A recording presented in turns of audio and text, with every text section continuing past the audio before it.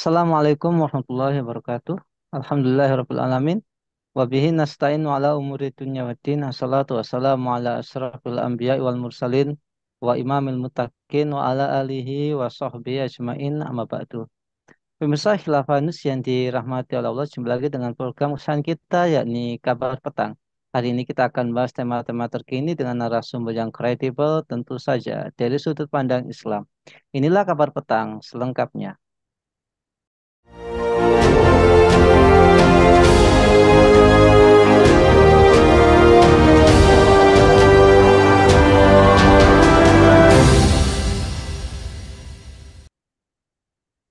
Pemirsa, Menteri Koordinator Bidang Perekonomian Erlangga Hartarto buka suara soal mata uang rupiah yang terus melemah, bahkan diperkirakan bisa tembus 16.000 16.000 rupiah per dolar Amerika Serikat. Menurut Erlangga, bukan rupiah yang melemah, melainkan dolar Amerika Serikat yang kian menguat. Penguatan dolar AS selanjutnya dampaknya ke semua negara. Hal itu juga tentunya berimbas kepada rupiah. Itu bukan rupiah melemah, US dollar menguat karena itu semua negara ya itu kan kita antisipasi saja. Ucap Erlangga di Mandarin Oriental Hotel Jakarta Pusat Selasa 24 Oktober 2023. Mengapa nilai tukar rupiah yang terus melemah terhadap dolar Amerika Serikat? Apa pengaruhnya bagi ekonomi nasional? Apa faktor yang membuat rupiah semakin melemah? Untuk membahasnya kami terhubung dengan pakar ekonomi syariah, Bung Yuwana Tri Utomo. Assalamualaikum Bung Yuwana. Waalaikumsalam warahmatullahi wabarakatuh. Gimana kabarnya? Sehat, Bung? Alhamdulillah, harus sehat, Bung Nanang, Oh, harus oh, sehat. harus sehat, luar biasa.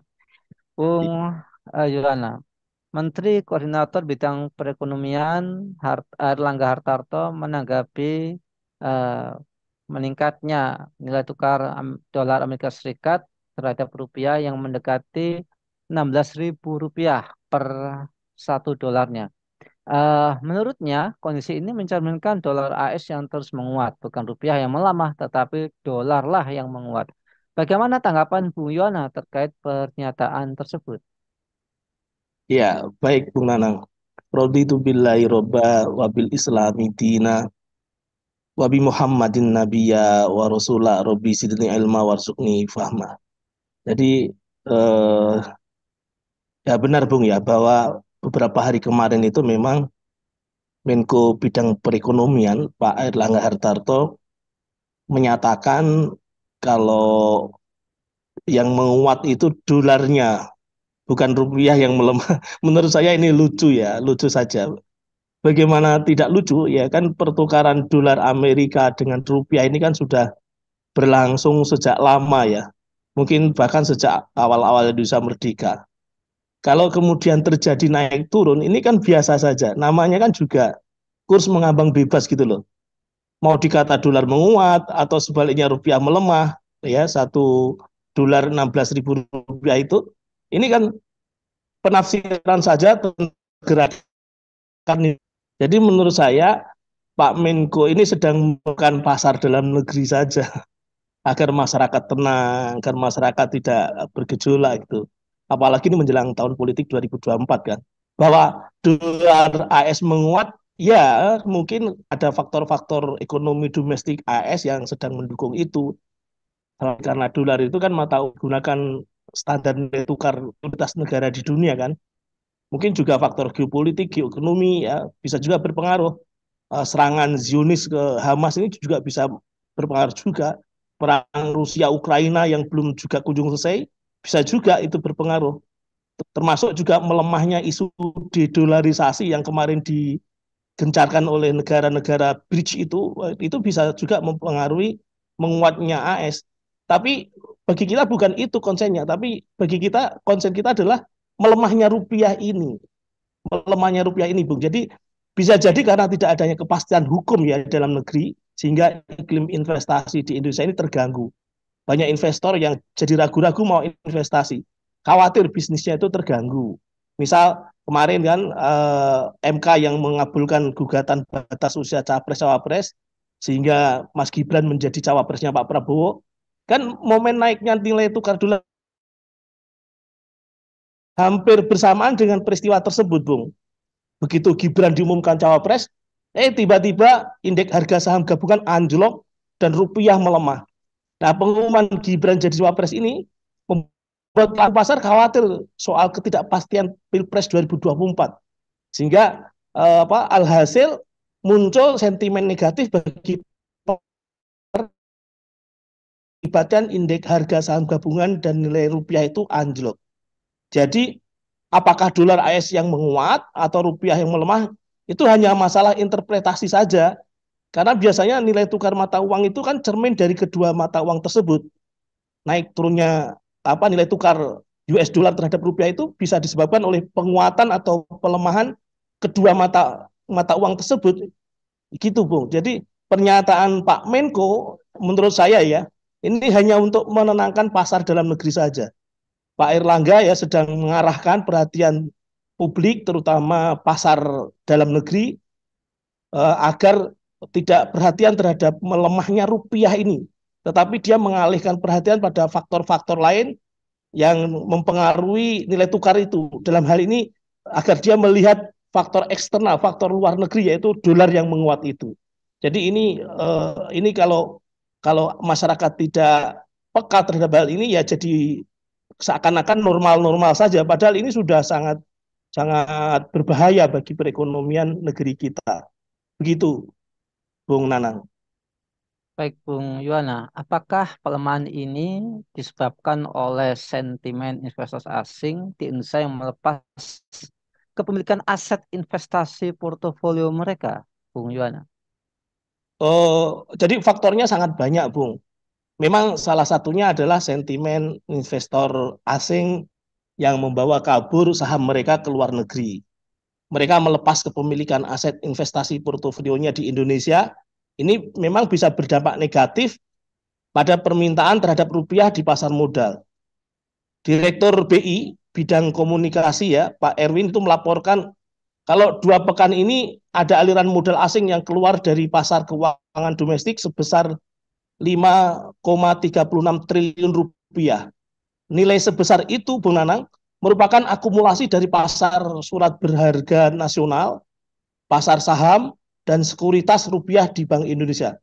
Kan melemahnya rupiah itu terdeteksi pas hari Jumat pagi ya, tanggal 20 Oktober pekan kemarin itu. Senilai 15,845 per dolar AS.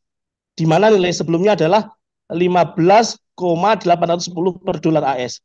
Jadi ya itulah jika pembangunan ekonomi ini bertumpu pada pasar uang atau pasar modal, bahkan pasar-pasar derivatif lainnya. Pembangunan yang semacam ini kan ini nggak real, nggak ada dampaknya kepada masyarakat langsung. Ya parahnya adalah sentimen investor asing yang kemudian menarik investasinya tadi, menarik modalnya tadi itu semau mereka. Ini bisa terjadi karena mereka tidak percaya pada pasar keuangan kita atau mereka melihat peluang investasi di luar Indonesia lebih menjanjikan. Bahkan mereka bisa juga melakukan spekulasi, Bung Nanang, dengan alasan apapun, ya bahkan tidak ada alasan sama sekali itu bisa mereka tarik itu investasi mereka, modal-modal mereka itu untuk dibawa kabur dari Indonesia dibawa ke luar negeri. Kalau kita ingat kasus krisis moneter ya tahun 1998 itu waktu Pak Harto turun ya, masa rezim Soeharto turun itu kan rupiah dibawa dolar dibawa kabur ke luar negeri oleh siapa itu Biang Kerok Pialang ya oleh George Soros itu kan. Nah, menurut saya selain 2 faktor sentimen investor asing dan spekulasi di atas, juga ada faktor pasar global, gejolak politik dunia, perang dagang dan sebagainya. Kalau kondisi kebijakan moneter internal ya di Indonesia dalam negeri BI itu sepertinya belum beranjak dari suku bunga yang 6% itu. Jadi ini bahkan Menteri Keuangan Bu Sri Mulyani itu mewanti-wanti kondisi perekonomian global yang tidak menentu akan mempengaruhi perekonomian dalam negeri Indonesia.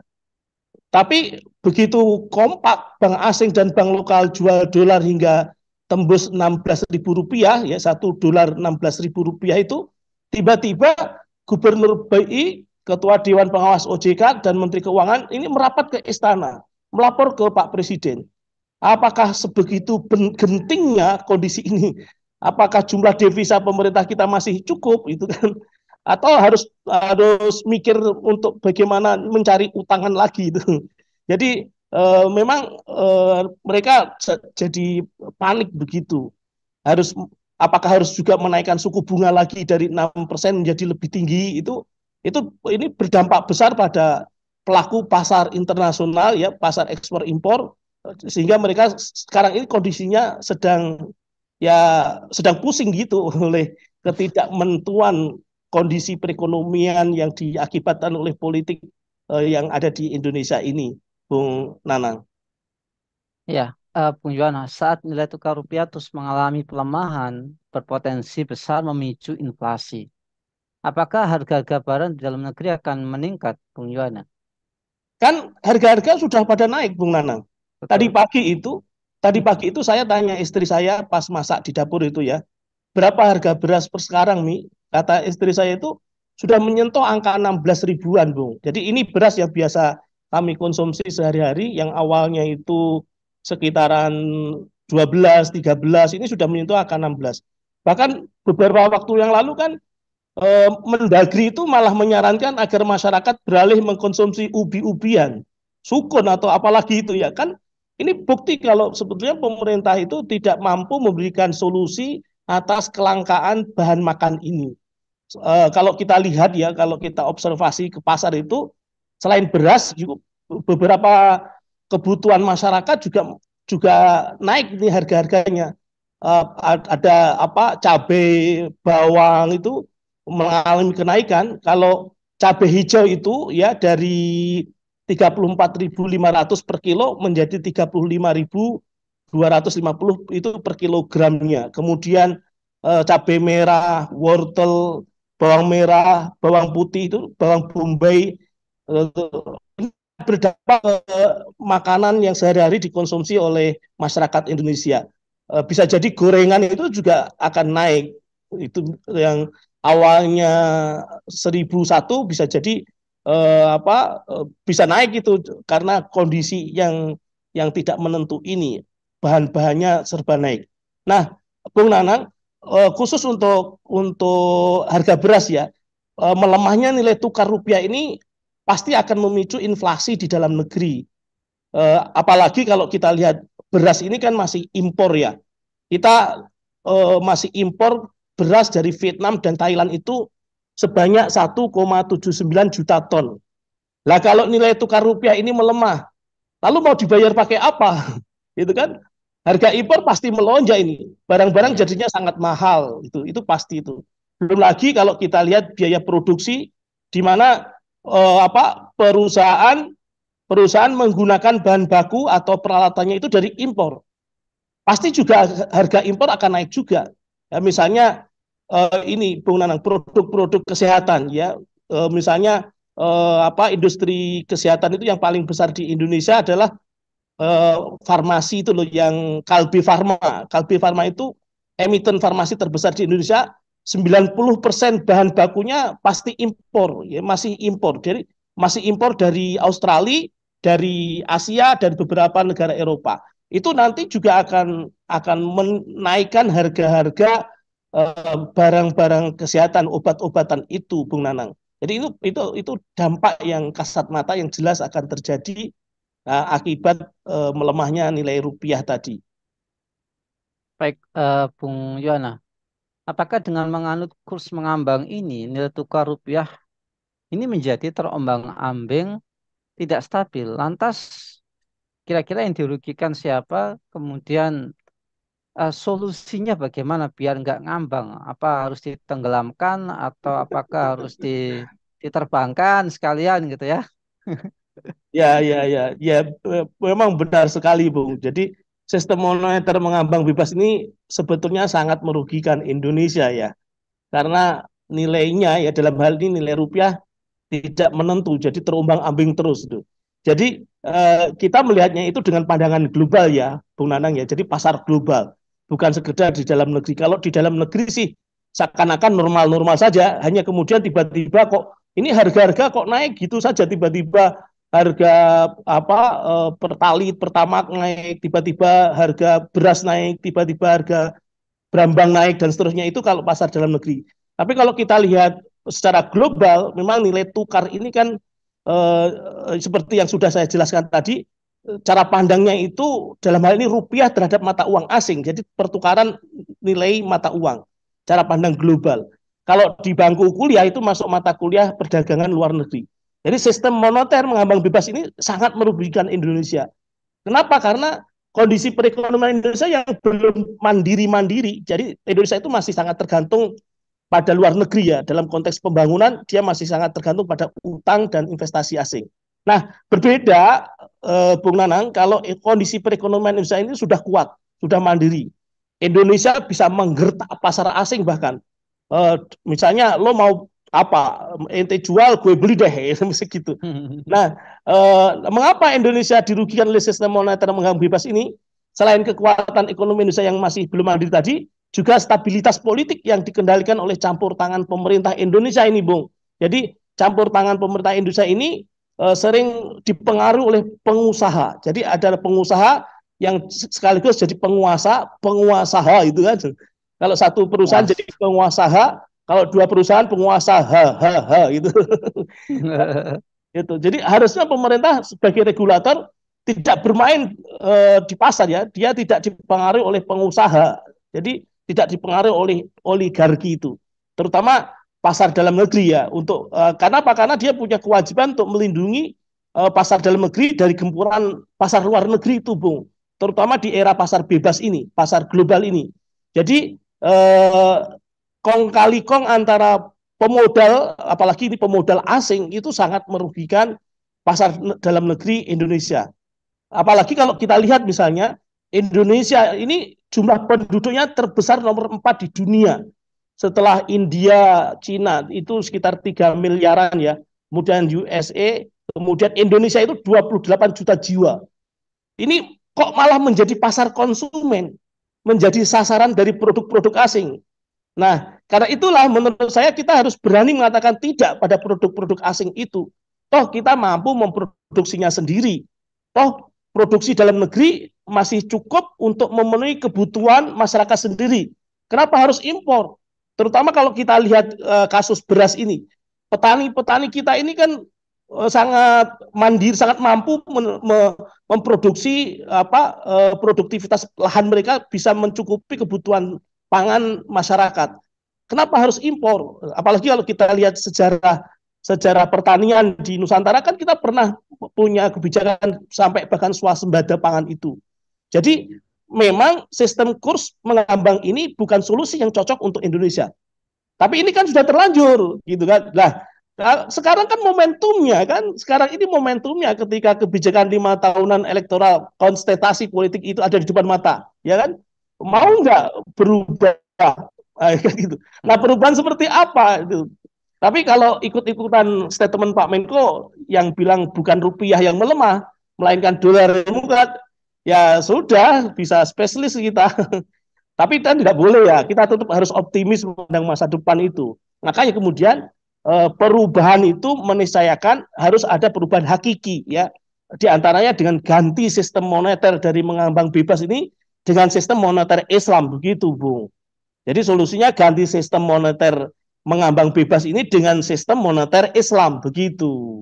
Ya, terakhir Bung Yana, apakah masal-masal moneter yang tadi udah kita bahas itu ya, setelah terjadi setelah dunia melepaskan diri standar emas dan perak, ya kalau kita lihat sejarah Indonesia kan ada namanya ORI itu ya, Oyang Republik Indonesia Oh, yang iya, iya. itu satu ori itu sama dengan setengah gram emas. Nah, apakah karena itu terjadi krisis yang seperti ini?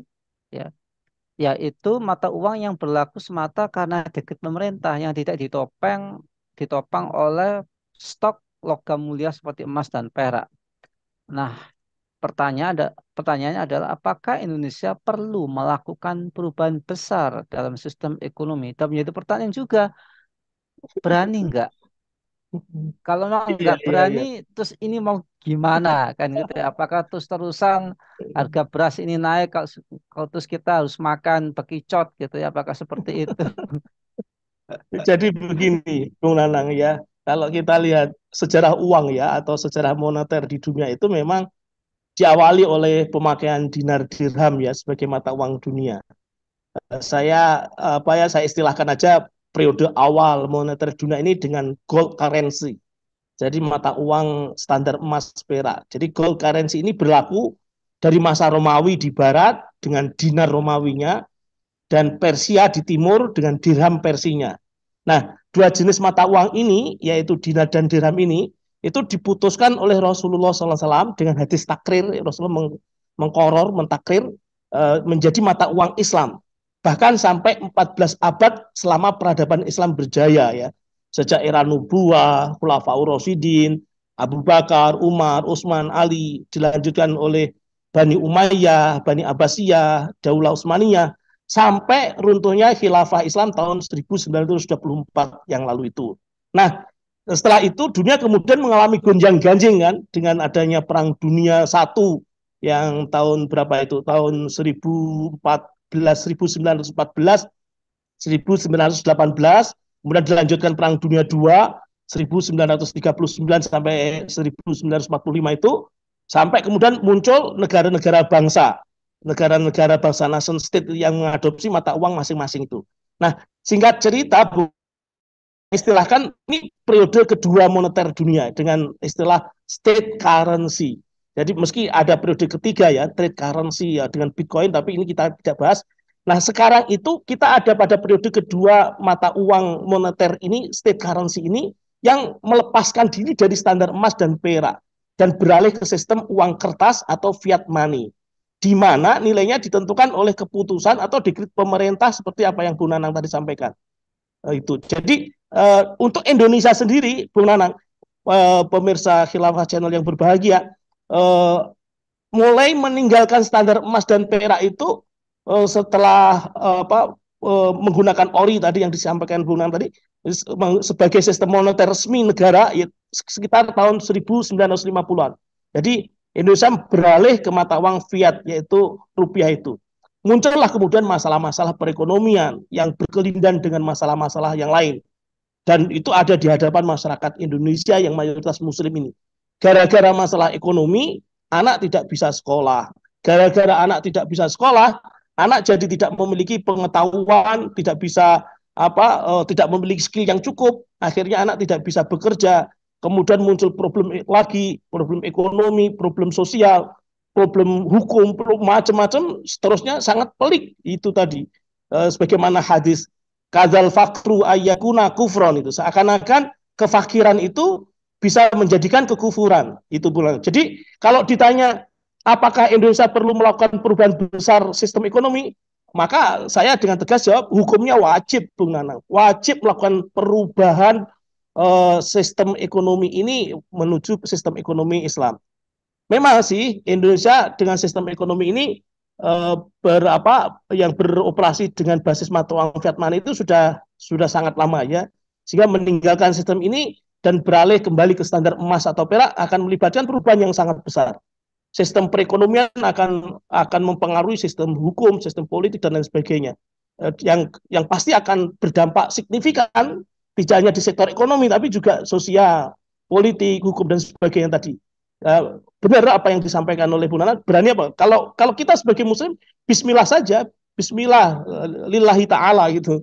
Bismillah tawakkaltu Allah, kita hanya diperintahkan oleh Allah untuk melaksanakan apa yang Allah perintahkan dan meninggalkan apa yang Allah larang itu. Jadi termasuk diperintahkan untuk meninggalkan sistem moneter yang mengambang bebas ini untuk kembali kepada sistem moneter Islam dengan diterapkannya dinar dan dirham itu. Tentu sistemnya juga harus sistem ekonomi Islam. Allahu alam bisawab. Begitu, Bung Nanang. Masya Allah luar biasa. Pertanyaan besarnya ada berani nggak? Ya. Kemudian yang kedua itu ada sebuah statement dari sebuah iklan yang sering saya ingat-ingat ya. Buat rakyat kok coba-coba. Gitu. Kalau udah terbukti bahwa sistem Islam yang standarnya itu mata uangnya emas dan perak, ya ngapain nggak menerapkan itu lagi? Kan sudah pernah diterapkan. Baik, terima kasih Bu Yana atas paparannya. Semoga Bu Sama-sama. Yana keluarga senantiasa dalam perlindungan Allah Subhanahu wa taala dan keluarganya jadikan keluarga yang sakinah mawaddah warahmah. Amin ya rabbal alamin. Pemirsa Khilafanus, demikianlah bincang-bincang kita pada program kabar petang kita pada kesempatan sore hari ini. Semoga kita semua bisa mendapatkan banyak manfaat darinya. Jangan lupa untuk subscribe, like, komen, dan share sebanyak-banyaknya. Semoga menjadi amal kebaikan kita di dunia maupun di akhirat nanti. Saya Nama Setiawan undur diri. Sampai jumpa di lain kesempatan dan wassalamualaikum warahmatullahi wabarakatuh.